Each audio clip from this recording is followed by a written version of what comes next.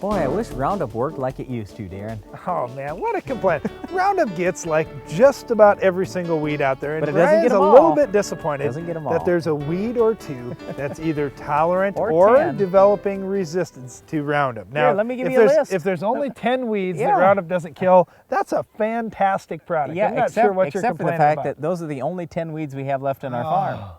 Brian. Okay, let's talk about wild buckwheat, velvet leaf, lamb's quarters, kochia, common ragweed, mare's tail. I mean, do you want me to continue? Oh, okay. Let's just look at each one of those weeds, and we'll look at a few other weeds, and we'll control those. Now, when we're talking about Roundup Ready Soybeans, you can put down a pre-emerge product and take care of a lot of the weeds that Brian's talking Just about all of them, yeah. So- I mean, that's our #1 recommendation, put a pre down. But today, you know, here we are late in the season. Well, I guess it's maybe relatively early in the season for you, but the point is most soybeans are in the ground. It's too late to put a pre on, so now what do you do post-emerge? Okay, well, post-emerge, it is a little bit of a challenge. Now, it's not nearly as bad as when you had conventional beans, Brian, because you do have Roundup to help you sure. on a lot of these things, I or agree. to completely clean up But many my of the bean weed seed problems. cost me $6 an acre then. Now it costs me $36 an acre, so I kind of want something more. All right.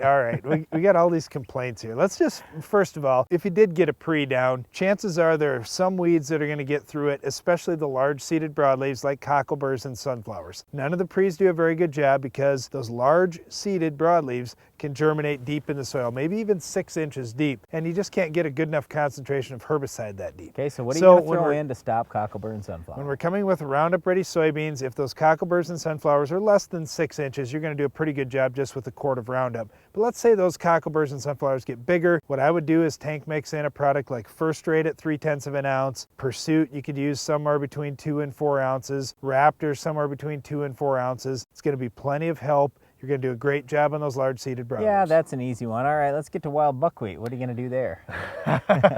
Okay, wild buckwheat's a pretty tough weed. On our farm, what we found is 2 quarts of Roundup does about an 80% job. I know some of the universities have seen the same thing. You just can't completely wipe it out. So what we've really liked on our farm is using Pursuit or Raptor, especially if you can get out there very early, Right, before that's the that key. buckwheat starts vining out. It's got great residual control of buckwheat. If it starts vining out, then it gets tougher to control because there's so many growing points there. So get after those tough problem weeds early. Yeah, but here's the problem with the buckwheat. If you're going to go out there with Pursuit or Raptor, you're going to have carryover to the next year's crop. Not That's why we want necessarily. you to keep that rate relatively low. I'd say a half rate or at the most 3/4 rate of Pursuit and Raptor, and you should be able to safely rotate back to corn or wheat. Now, if we're talking sugar beets or sunflowers, don't even think about using Pursuit or Raptor out there. You're going to have to stay corn, soybeans, or wheat for quite a few years. Okay, common ragweed is one. I know in South Dakota that it was shown to be resistant to Roundup. It was actually found on a field where I think they used Roundup 7 consecutive years and Okay, well, nothing that's else. just, yeah, that's just dumb. All right, so that one's pretty easy, don't- though. Just don't throw do some stuff like first, that, Yeah, yeah. just throw some First Rate in. Same thing as cockleburr, sunflower. Just throw some First Rate in. It's not that big of a Okay, problem. how about lamb's quarters? That's one of the big ones that we see in just about every soybean field out there. Usually I tell guys just up the rate. Use 2 quarts of Roundup instead of 1, but you could throw in Harmony GT or Harmony SG.